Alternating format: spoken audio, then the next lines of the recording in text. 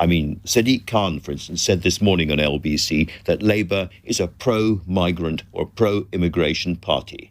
Is it? Well, I think it's because immigration is important to the UK that we also think it needs to be properly controlled and managed, and the system needs to work effectively, and it doesn't at the moment. So there do need to be proper controls in place. There do need to be proper systems in place for making sure that you're providing the skills.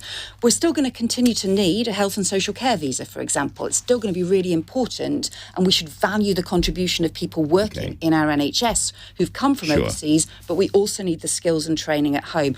And I don't think the difference would obviously be we don't take the approach that the Conservatives, kind of some of the rhetoric that we've heard. You're from not the Home Conservatives, Secretary but again, I'm sorry. I That's quote, not our approach. Sorry. I quote Sadiq Khan talking to James this morning on LBC, and he says, in terms, I quote, "We are a pro-migration party." Is that true?